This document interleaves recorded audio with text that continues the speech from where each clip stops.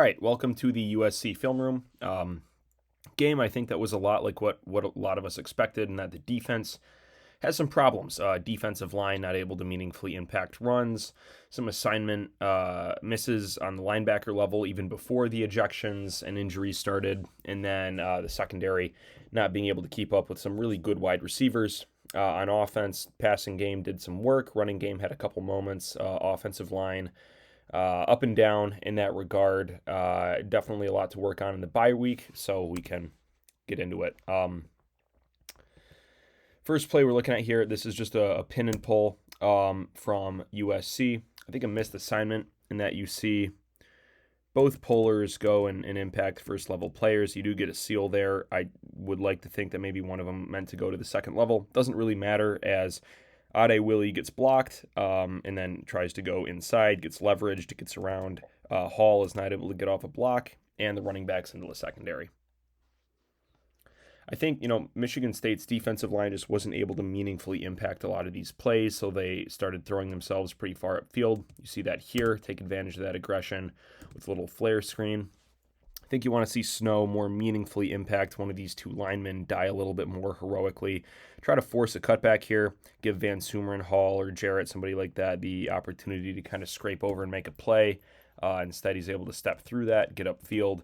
Illegal low block there. Not a huge fan of that call. I think it's unnecessarily advantaging the offense, but that is the rule.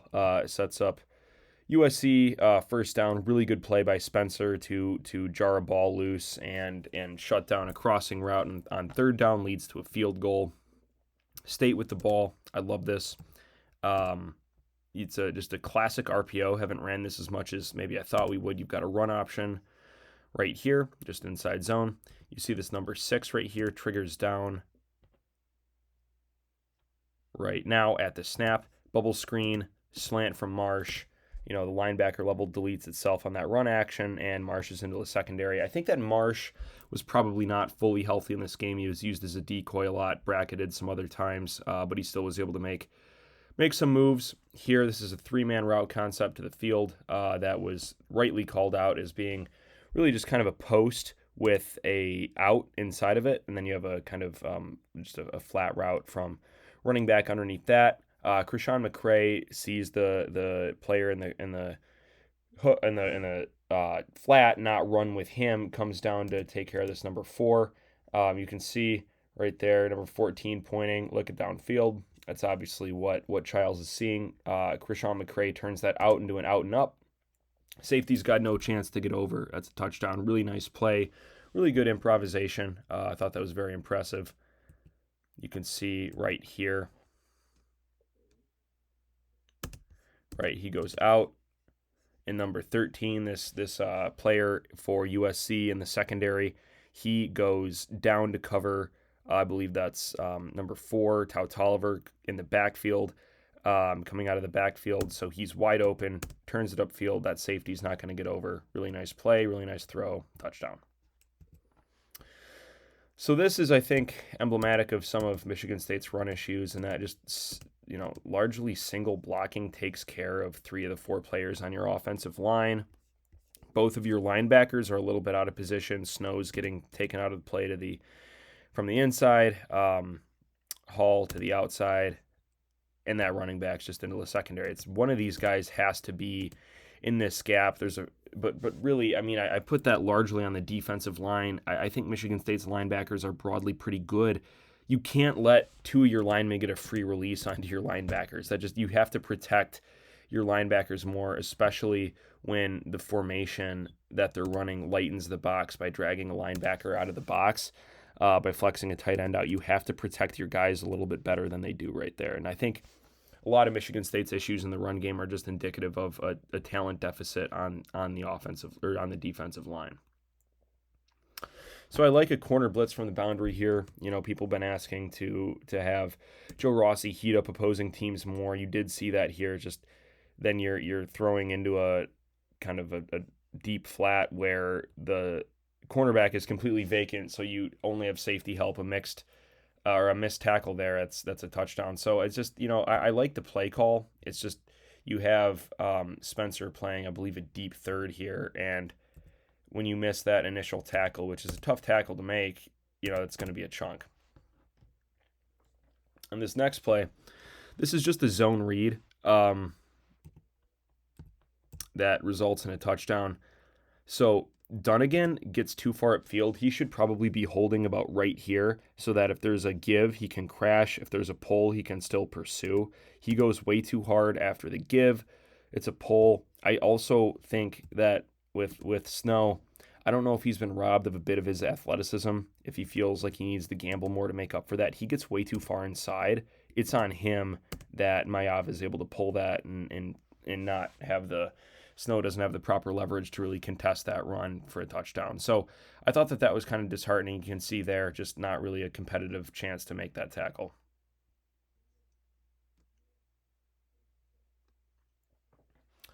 RPO again, you get Mekhi Lemon cutting inside, getting down the seam. You're asking a linebacker to cover that initially, and then looks like almost a Tampa 2 in where you're asking Jordan Hall, who's a pretty good coverage linebacker, to play like a deep middle. You also have David Santiago running out here and just really covering grass. So you're dropping a defensive end, but it's this middle part of the field's pretty well covered. He doesn't do a whole lot there. He's just kind of, you can see, covering grass. Hall is probably not ever going to make up the ground to get under that. He's still, I think Hall, if this is a Tampa 2, and I don't know for sure that it is, but if it's something where you have a pull runner from the second level or something like that, Hall's got to be more, he's got to turn about 2 steps earlier to really meaningfully contest that seam route. Other than that, it's just not really a competitive attempt. He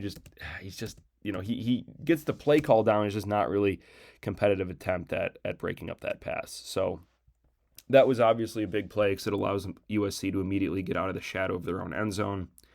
Then you have kind of a mesh route here, which is it's pretty nifty route. 3-man, you got a 3x1, a mesh, and then like a whip route with some sort of a post under it. Then you have a flare screen coming, or a flare route coming out of it. So it's impressive. Little sit route by the tight end is able to fall forward for the first down. I thought this was a really dreadful call against Jordan Hall. I suppose if he's still a defenseless receiver there, he did lead with the crown of the helmet, but just there's no malice there, right? Like that's not a malicious play. There's no attempt to injure or to do anything like that. I really think it should be maybe like the NFL where it's a 15-yard penalty, and then if you can discern some sort of intent, if Vontaze Burfict is doing something to somebody, then maybe there's an ejection. I just did not care for that call at all. So this, it's not so much a bust so much as Nakai Martinez is not able to cover Mekhi Lemon one-on-one. Just, you get him matched up on a safety like that. There's a really good view of the route concept here. That's going to be trouble. So a post comes from Mekhi Lemon. You've got a RPO that pins down a linebacker here. It doesn't really matter too much. And then really you've got a dig, you've got a post, and you've got, kind of just a 10-yard hitch there. They're really trying to isolate a safety here. So that's why you have a dig underneath a post. If there's 2 safeties, it occupies one of them. If there's one safety, which there functionally is here with Martinez, he's got to take the deepest man. And, I don't know if it's hard to tell from an angle perspective here if he just gets a free release or what, but it looks like he just kind of, Martinez is just a little bit slow out of his break, and I don't know. I don't necessarily put that a ton on Martinez because you can see he's just giving up about 3 steps worth of athleticism there to Mekhi Lemon, so it's tough to blame him, but that's really tough just because you get a one-on-one matchup and you're not really competitive. Mekhi Lemon's a dude. He'll play on Sundays. You would like to see a little bit more competitiveness there, or maybe help him out and scheme a little bit with a too high or get a better release. So here, this is just inside zone. You've got kind of a tight end pulling and inserting here. It doesn't really impact the play. story of this is just basically if you look at these two defensive tackles, they both get doubled, they both get blown out. Linebacker number 10 kind of picks the wrong hole, really good seal, and you're through. It's just the inability of your defensive line to meaningfully contest these runs, compounded by linebackers taking some somewhat shoddy angles and not getting to the correct gap. That's going to be an issue for you, and I think especially here, it's a tough position for the linebackers because when you're doubling both these defensive tackles, the linebackers kind of have to pick a hole. There has to be somebody in the A gap though, and there's really not. And you're able to get into the secondary pretty easily. That's a huge chunk run. Again, that allows USC to get out of some pretty nasty field position. So that was disappointing. Here, I thought this was extremely well played. I believe by Malcolm Bell. You get a whip route here. Spin move on Moa, and it looks like he's going to get the first down, but just an excellent tackle to take out the legs of Makai Lemon. Just really excellent. I mean, this is a route that I thought was going to work. Coming from the slot, you've got kind of a clear out route here, whip route, decent pursuit by Moa forces that spin move, and then just an excellent tackle that forces a turnover. So I thought that was fantastic.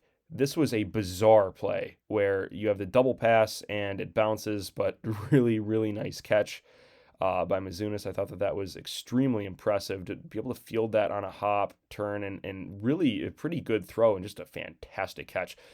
This is nothing against Jack Felling, but Mizunis, I think, has earned, tight end one designation, and I think he's just been terrific throughout this whole season. Blocking's been very good. Receiving, he's definitely shown a couple things. I like this a lot. Omari Kelly, obviously excellent in the open field. Using Marsh, big body guy, as kind of a blocker, a little bit of a decoy. You stack to get leverage and then flip it out to him and just kind of see what he can do, and that's a first down. So I thought that was impressive. Fortunately, can't pay it off with a touchdown, kick a field goal, but you're one possession down with 4 minutes left. You're feeling pretty good. This was tough. That kind of orbit motion swing pass. Everybody does it. This was a staple of Michigan's offense last year. You have this kind of RPO. You have a puller here, run option, and then you just have somebody in orbit motion. You're throwing the ball to them.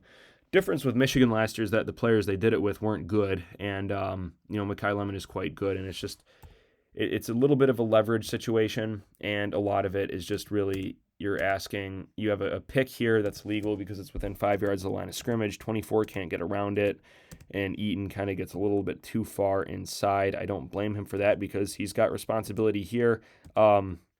His recognition on this is pretty good. It's just, that's a really, really good athlete that wears number 6, and that's going to be a first down. It's a good play call on 3rd and 3 if you get that look with man coverage.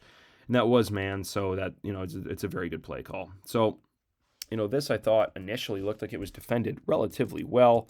I believe that's LaFale gets a little bit too far upfield, and, Thompson isn't able to get off his block quite in time. It's just that number 2 is pretty fast. You'd like to see a little bit better discipline right here. You've got to play that block if you're the edge man, if you're LaFale, a little bit more straight up.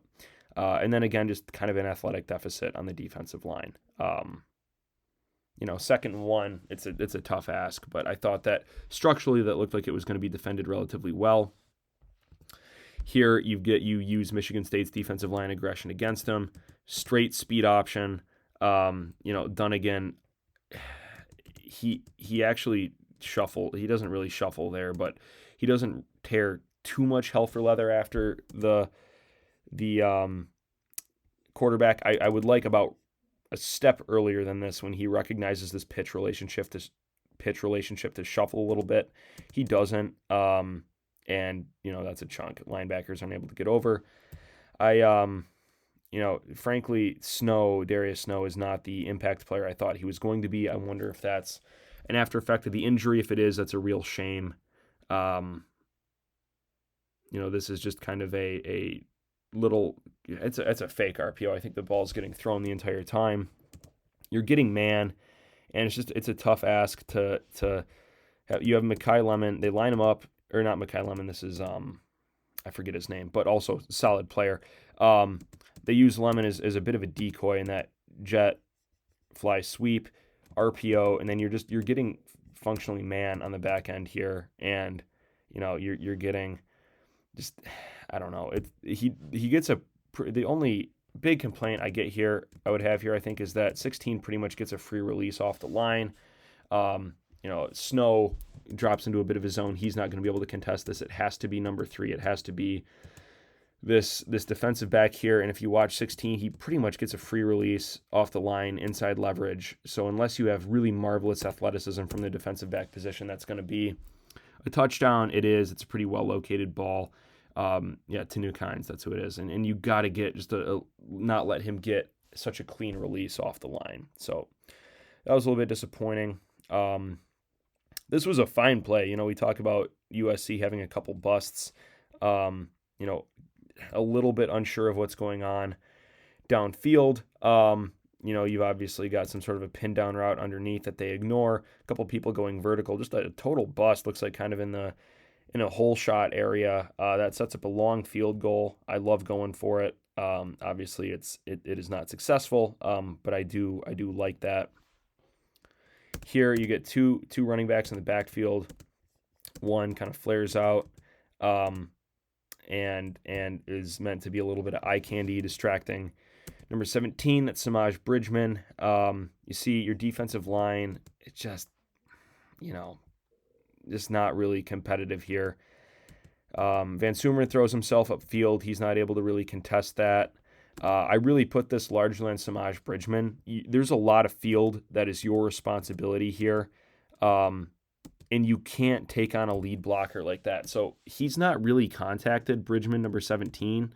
If you watch him, there's a release here, and he just kind of ducks down to try to get under this block, I think, or maybe he stumbles. If he stumbles, that's okay. If he intentionally went down to a knee to try to get around that block, that's unacceptable because you get out-leveraged. And then number 2 is able to cut it up in the secondary. Second week in a row with a pretty bad tackle attempt by Amorian Smith, and that's a chunk. So I was pretty disappointed by the way that was played. I think Bridgman's a good player. That's got to be a little bit better. Here, you have this kind of shuffle in, so you've got 2 tight ends set. Release here ties up a linebacker. Makai Lemon ties up Malcolm Bell, and then gets a little stalk block on Marcellus Pulliam. Then this is just a little pitch and catch, and Bell doesn't quite have the angle to be able to get to that tight end in time. It's a well-designed play. The 85, he comes in. I don't think he really bluff blocks the way that they said he did on TV. It's just, I think, more of just a straight route where he's coming in. You were pulling away Bridgman here with number 87. Bridgman's really, really focused on, okay, I got to get in man coverage. Can't let this man get downfield even though he's got safety help. Then you're putting Bell one-on-one without leverage, and that's a touchdown. So disappointing. This was probably the best run play of the game for Michigan State. Key here, 71 right here, this backside cut block, ties up a defensive tackle. Center does a really good job. So I got on this line last week for not getting off of combo blocks and letting the second level kind of free release through holes into the backfield. That did not happen here. So you see 51 combo block, then he gets off it really quick, good recognition. He sees, now this is impressive to me too, you have your tackle here, 58, comes through, is kind of cross-blocking on your middle linebacker. That's who 51 pre-snap thinks he's going to be going to. Really good recognition to tie up number 18 here. That's a hole and a first down. So just really, really well done by an offensive line that I've been pretty hard on in run blocking. Really good recognition here. 58 takes the mic. 51 pulls back here, blows out this outside linebacker. Cut block, good technique on taking care of the defensive lineman here that's lined up kind of zero tech right over the center. With that cut block, 74 is a really good block. Just really well done by that offensive line. It is a discrete play. It's a single play, but it is one to build off of in that regard. I thought this was pretty good too. This is that kind of design cutback where you have 73 really blowing out and caving in this side of the defensive line. There is nothing that this defensive end is going to be able to do, or I guess maybe he's a defensive tackle, but you see this player, 93 maybe, trying to come inside, gets tied up. Number 6 gets way too far upfield. Really nice cutback by Mekhi Frazier. He does have that ability. He looked relatively healthy to me in this game. Very good cutback. and then you have some good release. You only really have one second level player you have to worry about. He gets tied up enough where the tackle is able to be slipped, and that's a first down that sets up a touchdown. So, a couple good run plays here. Obviously want to see more consistency there, but pretty darn good. Here, this is just that play where it looks like a pitch relationship at first, and then you have a lead blocker for Aiden Childs with the running back. Tullis kind of airballs, doesn't really block anybody. You're running it to the short side. There's pretty good leverage here where Mizunis is very game in trying to tackle this player, but he just, that's having Mizunis one-on-one with the defensive end. That's a tough ask. So Childs has to kind of reverse field. He's able to do that, get a touchdown, but that play was pretty much blown up at the point of attack. Good thing with zone blocking is that doesn't necessarily always have to matter. Get a good view of that here, where you see that number one is just able to kind of dent Mizunis into the backfield, force this inside. Mizunis really wants to seal him inside. You also get some scrape to the outside here. Maybe a little bit of a hold there, but that's in those situations. I think sometimes kind of anything goes, and good job to reverse field. That's a touchdown. Well drawn up play here with this little just two-man screen action. Very good job by Amorian Smith, who missed a tackle earlier to punch that ball out. And all of a sudden, it's 31-17. You've got 5 minutes left in the third, and you've got the ball in opposing territory. So very good job knocking that ball out. Impressive in that regard. This play I thought was designed for Nick Marsh, where you've got a two-man stack, Marsh running across the field here, putting him one-on-one with a linebacker. But this USC cornerback looks like cover three just bails a little bit too far. An out route into a cover three bail, that's going to be a really good chunk of yardage pretty much every time. Certainly is there. You're able to get down to the goal line, bluff block, or they kind of bluff the tush push. I think that Velling coming up and putting his hands there, that was a really good bluff just to kind of get people thinking tush push, quarterback sneak, roll out and throw, gets in barely. I do want to spotlight though. Okay, right here. This is a touchdown on 3rd and goal, but it very well could not have been. He did get the ball across, but barely. If Childs is able to trust his arm, kind of throw cross body, I think that running back's able to walk in there too. But, this is obviously a successful play. It's not going to get a ton of yards, but it doesn't need to. It's 3rd and goal from like the 1. So, well drawn up. So at this point, you've got the whole 4th quarter. You're in a one-possession game. You're feeling pretty good. And this play was really the backbreaker. Moa, number 8 there, had 2 or 3 shots at him. That's, Mayav is slippery. I don't blame him too much there. I was a little mystified by this because it's 3rd and 3. It's a sprint out. I think you've got the look you want with your tight end right there, and the ball just doesn't get thrown. So then Mayava has to do a lot of scrambling to fix mistakes that he caused by not throwing the ball right there and kind of, orbits around Moa. That was a tough rep for him.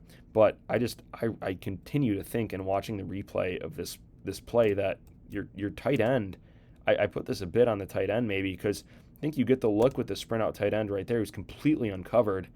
Tight end should not be turning upfield. Sit right there. Your quarterback is rolling to his right side. Just sit right here, get the ball, and get the first down. He doesn't, and like we said, Mayava has to do quite a bit of work there. So you can see, right there, that's the look you want. You've got to pull the trigger on that if you're Mayava. I would imagine Lincoln Riley's saying the same thing. Who knows? Impressive individual play by Mayava to run and get that. This is just ridiculous. This play's actually really well covered. There's a really good pass off right here that I noticed underneath that I want to salute. I've been tough on these linebackers. Pulliam blitzes. You've got Amorian Smith coming from the 2nd level. And Smith, actually, he blows up. If you watch Smith come down, he blows up a running back and run protection here. But there's this play, there's a couple deep routes that clear out some of the secondary players. There's a cross here that just is really kind of effortlessly switched by Moa and Lafale. So I don't know necessarily where this ball is going because I think all these guys here underneath are covered pretty darn well. But the ball gets tipped and just really bad luck for that to be caught by an offensive player. Again, not really sure where that ball is going. I don't know. But deeply unlucky that goes there. 4th and 3. This will kill you because you get a chance to get off the field down one possession. They're running this little whip route underneath. I thought that Mayava probably should have forced the ball there. Jarrett does a good job getting his hands up. It's just Eaton bails a little bit too much. He turns his hips right there, and he doesn't have to. I think he's got to trust his athleticism and play that straight up and not turn the hips, because once he does that, there's no way he's contesting that route, probably in any circumstance. But, cover 3 into that is tough. Now, they do have to help out underneath. Ade Willie is supposed to probably get under that, but if he does, he's giving up this hook curl. So I think that LaFalle probably has to get under the curl route in the hook curl zone a little bit earlier, which would allow Ade Willie to get under this little hitch there. Because asking your cover 3 corner to do that's really difficult. So that was disappointing.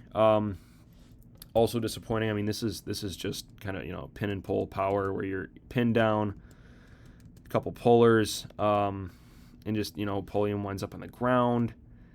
Your defensive linemen just are able to get shunted play side. Jalen Thompson isn't really doing anything. 23, it snows a little bit too far upfield. He tries to do the Aiden Childs hurdle versus Youngstown State. Bad idea then, bad idea now. It's like he didn't get hurt there. But I just, you've got to be a little bit more stout at the point of attack here, where 55 just gets kind of shunted away from the play. Pulliam gets wrapped up and kind of pancaked. It's just, you're not competitive from an athletic perspective, and I think that that's going to be a problem down the line. So, this is nifty, right? You have Lemon come through. They've used him in orbit motion, jet motion a couple times, just a quick little fly sweep. Spencer gets blocked pretty effectively. This tight end is able to get out really quickly, and Spencer recognizes that quickly. The other players that recognize it just simply aren't fast enough to get there. Spencer recognizes it. He just gets blocked. It's a well-drawn-up play that, it's Lemon killed Michigan State all night. But, it was a fine play, just not really something that I thought could be defended unless Spencer did a better job recognizing that. So this was disappointing. 4th and 7, you've got an open player on a cross. It's just a miss by Childs. I was looking at the footwork here. He seems to step into it pretty well. Maybe he's a little bit flat-footed, but it's just a miss. Childs has been, I think we can all agree, much improved this year, but that's just a miss. And then, you give the ball to USC. They're able to get down, about 3 minutes left, quarterback sneak it in. That functionally ices it. State gets kind of a feel-good touchdown at the end here. Just simply kind of a go ball to Kelly. I think this is, Marsh running a hitch here is more evidence that maybe he wasn't completely good. Heck of a throw. You look at the arm talent here. Good block by Velling to tie him up enough. Really good throw. Secondary player falls down. Kelly's really fast. That's a touchdown. Functionally, that's the game after the onside kick is recovered. So, again, a loss that I think shows a decent amount of fight, but also a lot of things to work on in both the run game execution at times and really the run defense. That's the biggest thing that I'm concerned about, because you look down the line, I'm not super impressed with Nebraska being able to run the ball particularly well.